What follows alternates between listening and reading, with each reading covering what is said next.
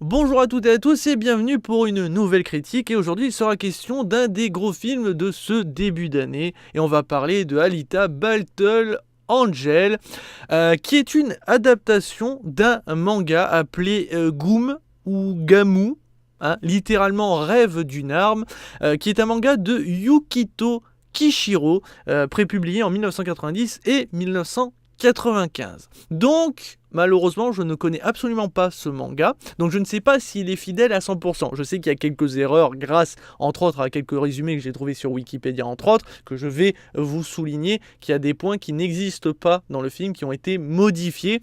Après, ça peut être compréhensible, puisqu'il faut savoir que toute adaptation, en général, il faut faire des choix, il faut couper certaines choses, il y a des romances qui disparaissent, des histoires secondaires, des personnages même qui peuvent apparaître, puis tout d'un coup disparaître, alors qu'ils sont principaux, mais on n'a pas le temps. Voilà, il y a plein de choses à mettre, et un manga, c'est plein de bouquins, alors que là, ils essayent de condenser ça dans un film de 2 heures, presque 3 heures. Donc, je peux comprendre, mais là, quand même, j'étais un peu étonné, mais bon, on reviendra là-dessus. Alors, est-ce que c'est un bon film, du coup, une bonne adaptation? Malheureusement, non. C'est un échec, pour moi, scénaristiquement parlant. C'est pour ça que si vous connaissez l'univers original du manga et que vous voyez ce film, s'il vous plaît, dites-moi en commentaire, est-ce que l'histoire est exactement la même? Ouais, avec quelques modifications bien sûr, mais est-ce qu'elle est aussi plan-plan et gnangnan? Est-ce qu'elle est aussi prévisible que ça? Est-ce que c'est aussi cliché que ça? Vraiment, on dirait du déjà vu. Alors bien sûr, je ne suis pas en train de dire que tous les univers qu'on connaît, Ghost in the Shell, Elysium, Blade Runner, Total Recall, tout ça, ont créé des univers uniques. Bien sûr que non, chacun a un petit peu pompé sur les autres, enfin, s'est inspiré, et je pense que certains se sont inspirés de ce manga. Mais franchement, là, ça sent tellement le réchauffer, puis en plus... Mais c'est long et que c'est chiant. Enfin, pas à cause de l'action, mais vraiment, scénaristiquement, pour moi, c'est une catastrophe, ce film. Et je ne suis pas le seul à l'avoir subi, puisqu'à côté de moi, il y avait des gens, et les gens faisaient ça, limite, pendant le film, tellement il y avait des scènes, c'était absurde, grotesque. Franchement, je suis très étonné. Et pourtant, il ne manque pas de qualité, puisque le film est quand même réalisé par monsieur Robert Rodriguez, travaillant en collaboration avec monsieur James Cameron, donc on a deux gros monsieur, qui nous offrent quand même ici un très très beau film. Le film, visuellement, il est juste magnifique, c'est une tuerie, on en prend plein les yeux. Les effets spéciaux sont vraiment de qualité, même si ils peuvent pêcher un petit peu au niveau des visages, puisqu'il faut savoir que les acteurs ont prêté leur visage, mais comme il faut savoir que certains corps sont totalement synthétiques, puisque c'est des cyborgs et tout, et voilà, c'est numérique. Étrangement, il y a un aspect très poupée. Ça fait un peu penser à Final Fantasy, les créatures de l'esprit, où les personnages, on aurait dit des mannequins, littéralement, tout lisse et tout.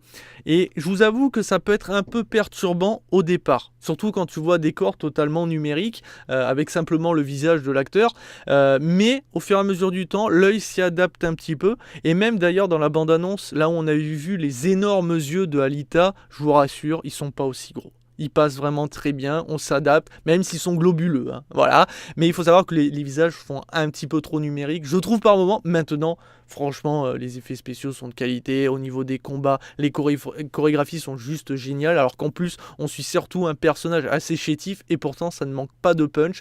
Il y a des courses assez spectaculaires, alors c'est là où ça a un petit peu de bémol, parce que malheureusement, ça cut un petit peu trop par moment au niveau des courses, mais sinon, globalement, l'action, on la suit parfaitement. Les mecs se sont régalés avec la caméra, ils font des trucs de fou, il y a des plans panoramiques, les visuels sont juste magnifiques, vraiment, il y a pas mal de petits décors, même si on suit une ville principale qui ressemble énormément entre autres à Blade Runner ou ce genre de choses, mais franchement elle ne manque pas de cachet et elle crée son propre univers, et franchement on a envie de plonger dedans et d'en découvrir beaucoup plus. Et du coup, oui, je vous le dis, oui, il y aura une suite. Enfin, si le film marche énormément, il y aura une suite. Donc, je l'espère quand même, parce que même si j'ai passé un mauvais moment, je suis quand même curieux de découvrir un peu plus l'histoire de Alita, parce que je me suis énormément attaché à ce personnage. Pourquoi? Parce qu'on a un jeu d'acteur de malade. Malheureusement, c'est au niveau de l'écriture des personnages que ça foire chez certains, en fait. Alors, au niveau du casting, on va trouver pour le rôle principal de Alita, Rosa Salazar, donc qui offre son visage. Et franchement, le personnage est super bien écrit, il est très touchant. Et vu que c'est un personnage qui était amnésique et qui découvre la vie, comme si elle venait de naître, bah, c'est assez intéressant, on a peur pour elle, et en même temps, quand on commence à découvrir ses capacités, tu te dis, mais en fait, c'est un monstre, mais en même temps, tu as quand même peur. Parce que tu as l'impression qu'elle est fragile, alors que pourtant elle est surpuissante. Mais voilà, c'est la preuve que c'est super bien écrit. La romance qu'elle aura fonctionne bien. Maintenant, c'est surtout la romance avec quel personnage. Là, ça marche beaucoup moins bien, mais bon, je vais pas en dire plus. Derrière, on a Christophe Waltz dans le rôle du docteur Dizon, un personnage secondaire principal, fort intéressant. Voilà, l'acteur est très très bon, donc rien à dire de plus. On a Ed Skrein qui incarne Zapan, qui lui aussi n'est qu'un visage, comme pour Alita. Et donc là, voilà, c'est là où les visages vont faire un peu trop numérique, un peu trop poupée, mais sinon... Et en fait, Zapan, ce personnage... Faut le découvrir en fait. Il nous montre un univers totalement fou et totalement dingue, puisque là, ben voilà, c'est littéralement un mec qui a juste gardé son visage, son cerveau et son cœur, et tout le reste, c'est mécanique, c'est des machines. Il s'est même fait un bouc, mais enfin le truc, ça n'a aucun sens, et pourtant, il est stylé. Bon, il est ridicule, mais il est stylé. Franchement, rien que dans son dos, il est super stylé. Et en fait, il nous montre un level up des idées en fait, de personnages, de créatures, ou de modifications génétiques ou robotiques assez fou. Et il me tarde d'en voir un peu plus dans un futur épisode, s'il vient un jour à exister. Alors, il y a plein d'autres acteurs et actrices que j'aurais pu souligner, mais il y en a un que je suis obligé, et on va terminer par lui. C'est un personnage principal qui n'est autre que Kane Johnson, dans le rôle de Hugo. Alors, l'acteur est bon, hein, mais l'écriture de ce personnage est catastrophique. C'est le pire personnage de tout le film. Ce mec, tout ce qui lui arrive, c'est bien fait pour sa gueule. C'est un connard. Pourtant, il a le cœur sur la main. La première fois qu'il voit Alita, il va l'aider. Alors, c'est débile ce qu'il fait, parce qu'en vrai, Alita pouvait juste se pousser. Mais bon, là, il se jette sur elle pour la sauver. On va dire c'est touchant. Mais voilà, c'est un bon mec à la base, qui a pas un mauvais fond, qui a des rêves un petit peu comme tout le monde, et qui est un peu trop crédule. Donc, en gros, il croit n'importe qui. Mais voilà. Et pourtant, en fait, quand tu découvres un petit peu sa mentalité, sa façon de faire les choses, eh bien, tu te dis qu'en fait c'est bien fait pour sa gueule. Non mais vraiment littéralement. Je vais vous nommer, enfin vous citer deux trucs qui vont arriver. Sans spoil hein, dans les grandes lignes, mais vraiment pour vous donner une idée. Il y a un moment, il doit parler à des potes à lui. Et au lieu de le faire discrètement, genre en disant venez, j'ai besoin de vous parler, arrêtez ce que vous devez faire parce que là ça m'insupporte, etc. Non, le mec il arrive en pleine rue et il gueule le nom d'un des protagonistes alors qu'il doit pas le faire. Parce qu'ils sont un peu sous couverture. Et lui il arrive, il gueule son nom. Et là, tu fais, mais pourquoi tu es si débile que ça? Tu peux pas juste lui dire, arrête, on discute? Et non, le mec, il gueule son nom, et il lui dit, ah gna gna, limite comme un gamin, ah, il faut tout arrêter, gna gna gna, moi je m'arrête, j'en ai marre. Et là, tu fais, ben, pourquoi tu le dis comme ça? Tu peux pas juste dire à tes potes, bah les gars, moi j'arrête, je me casse. Simplement. Et non. Donc déjà là j'ai pas compris. Et alors la deuxième, c'est pas la pire hein, parce que la pire c'est ce qui arrive tout à la fin pour vous dire. Le mec qui était à côté de moi, il a fait exactement comme moi. Donc Hugo va à un moment tenter de survivre à une situation extrême et doit fuir. Deux choix s'offrent à lui, soit courir, soit prendre sa moto. Il décide de courir. Le souci, c'est que sa moto est à quelques mètres de lui, il a largement le temps de la prendre puisqu'il a le temps de courir. Mais il préfère courir. Je ne comprends pas. Alors certains me diront oui mais vu les événements c'est compliqué, il n'a pas le temps de réfléchir et là il veut juste sauver sa peau donc il se casse en courant.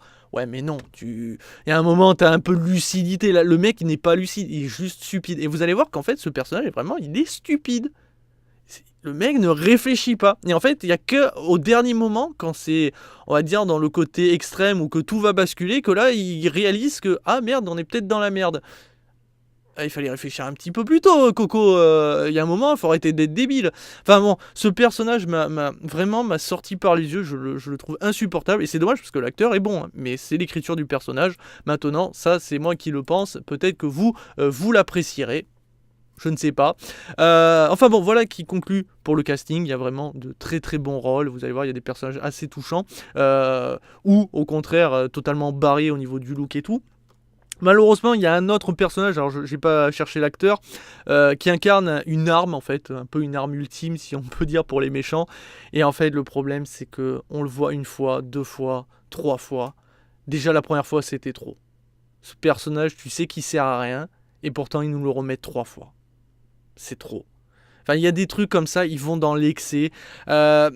Et c'est dommage, parce qu'il y a des personnages qui du coup auraient pu être bien plus mis en avant et ils le sont pas. Il y a des protagonistes où on les mentionne, genre en leur disant tiens, ce mec c'est un tueur comme ça, il a plus de 200 meurtres à son actif et tout.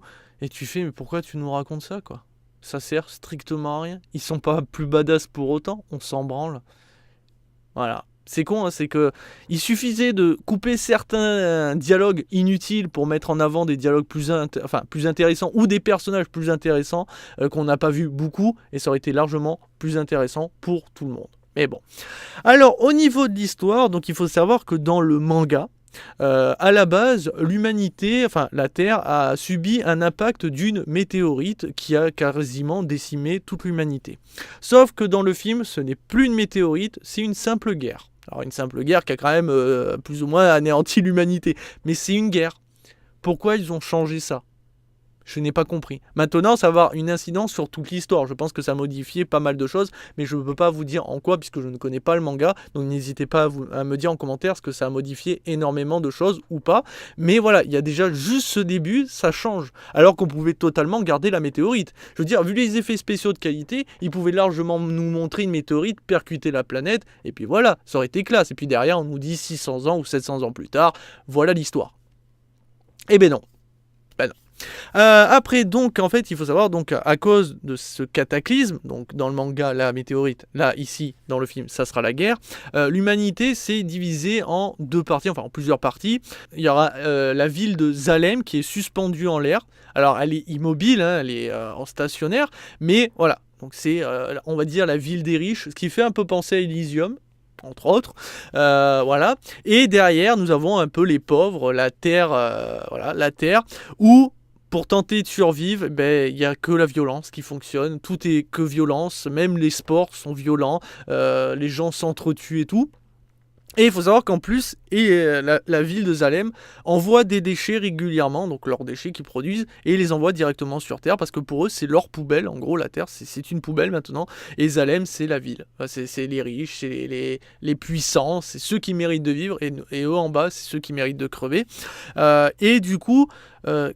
les gens récupèrent les pièces pour les vendre, pour modifier leur corps et tout. Et il faut savoir qu'un protagoniste va tomber sur le torse et la tête d'un cyborg.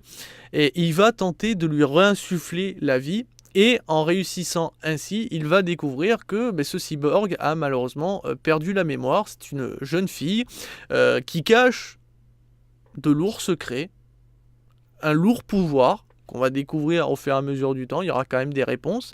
Et dans le film, elle va porter le nom de Alita, alors que dans le manga, c'est Gali. Voilà. Là aussi, il y a une petite modification. Là encore, ça ne change pas. Enfin, là, c'est pas folichon, ça ne change pas vraiment le nom. Alita, ça va, ça sonne bien, c'est plutôt cool. En plus, il y a une symbolique à ce nom, mais ça, il faut découvrir, je ne vous spoil pas. Ça marche plutôt bien, ça fonctionne, c'est plutôt touchant. Maintenant, la relation qu'a Alita avec les différents protagonistes fonctionne, que ce soit avec Hugo, que ce soit avec celui qui l'a récupéré, avec d'autres personnes. Ça marche, parce qu'en fait, on a vraiment une personne...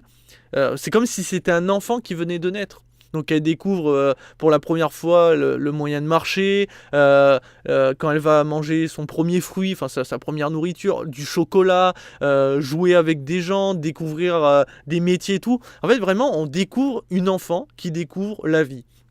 Et ça marche, parce que du coup on s'attache à elle.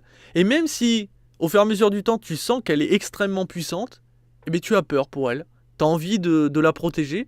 Et en même temps elle dégage un charme et un charisme assez de fou, et il y a moyen de la fantasmer un petit peu, elle est pas si dégueulasse que ça, et en même temps tu te dis qu'est-ce qu'elle cache comme lourd secret, et où ça va l'emmener, et c'est ce qu'on va découvrir au fur et à mesure de l'histoire.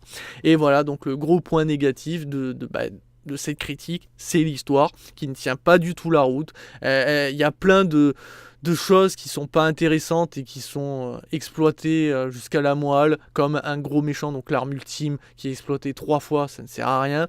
Il y a des trucs qui auraient pu être intéressants à nous expliquer, par exemple, à un moment, on va voir des paysages hors de la ville, et en fait, on va voir que la ville est entourée d'une barrière de flotte. Il y a des geysers d'eau, voilà, tout autour de la ville. Ça sert à quoi ? Vu qu'il y a eu un cataclysme, l'humanité est au bord de la faillite, enfin au bord de l'extinction, donc je présume que les ressources c'est pas facile à trouver, et eux ils envoient de l'eau. Je sais pas. Par contre visuellement c'est beau, hein, mais ça n'a pas d'explication. Des fois il y a des trucs comme ça où vous n'aurez pas des explications, ou alors très rapidos, ou parfois on va vous dire on a discuté de ça, hein, Alita, et en fait il faut attendre 1 à 2 heures de film pour qu'on nous explique ce qu'ils avaient raconté en fait. Donc en gros, par exemple, la guerre qui a été déclenchée, etc., on ne sait pas qui l'a déclenchée, les deux camps, on ne sait pas qui a gagné, qui a perdu, on ne sait rien. On nous dit qu'il y a eu une guerre. Alita va entendre l'histoire de l'humanité, mais nous non, il faut attendre plus tard, au fur et à mesure du temps. C'est un peu dommage, ça prend parfois un peu trop son temps, parfois ça survole des choses, et donc ça crée une certaine frustration, puisque le film étant assez prévisible, tout ce qui arrive, t'es un peu déçu, ou alors tu fais « Oh mais putain, mais pourquoi tu fais ce choix-là, pourquoi tu fais ci, pourquoi tu dis ça, oh ces dialogues de merde », et c'est vrai que ça crée pour moi une énorme frustration, et ce qui fait que j'ai passé un mauvais moment, scénaristiquement. Parce qu'après le reste, c'est une tuerie. Les musiques, visuellement, les effets spéciaux, certains personnages sont vraiment excellents, les designs, enfin, il y a des trucs de fou. Mais en fait, pour moi, la grosse doléance, c'est l'écriture de certains personnages secondaires et, entre autres, l'histoire qui est catastrophique. Et c'est fort dommage. Donc, ma note va quand même s'en ressentir. 2,5 étoiles sur 5. Maintenant, je ne sais pas si vous faites partie des gros fans du manga, et je ne sais pas si je peux vous inviter à aller découvrir le film, parce que je ne sais pas s'il respecte. Mais quand même, n'hésitez pas à aller le regarder. Si vous êtes amateur des films du genre Blade Runner, Total Recall, Elysium, etc., n'hésitez pas à aller le regarder, parce que visuellement, c'est une tuerie, et on ne sait jamais, peut-être que l'histoire va vous plaire, et vous allez passer un très bon moment. On ne sait jamais. Je ne dis pas qu'il ne faut pas aller le voir, en fait. Oui, le scénario est un problème, mais comme c'est un scénario, il peut satisfaire le plus grand nombre. Encore si le problème venait surtout de l'action, du personnage principal, de son écriture, ou des effets spéciaux, là oui, j'aurais dit, faites attention, n'allez pas le voir. Mais là, ça reste que le scénario et l'écriture de certains personnages secondaires, donc là, c'est à prendre avec des pincettes. Je pense qu'il y a de grandes chances d'apprécier le film. Maintenant, c'est fort dommage, c'est que moi, à Bordeaux, il était dans une petite salle. Il faut savoir qu'il était dans la salle numéro 6, et si ça marche comme chez nous, plus c'est dans les petites salles, enfin les chiffres les plus bas, plus c'est des petites salles, et je pensais qu'il aurait été dans les salles genre 15 et tout, et non, pas du tout, donc c'est dommage, et pourtant, je pense qu'il y a moyen qu'il ait un peu de succès, qu'il y a un moyen qu'il envoie du lourd chez certaines personnes, pour que derrière, il y ait une suite, pour qu'on sache un petit peu le fin mot de l'histoire, ou ce que va faire Alita, puisqu'en même elle a un objectif à la fin du film, mais au moins, gros point positif, c'est que dans la bande-annonce, on voyait des énormes yeux globuleux chez Alita, et là, on ne les a pas. Alors oui, il y a des yeux globuleux, effectivement, mais ça va, ça passe très bien. Allez, sur ce, n'hésitez pas à aller le découvrir et me dire en commentaire ce que vous en avez pensé. Sur ce, bon film et ciao ciao.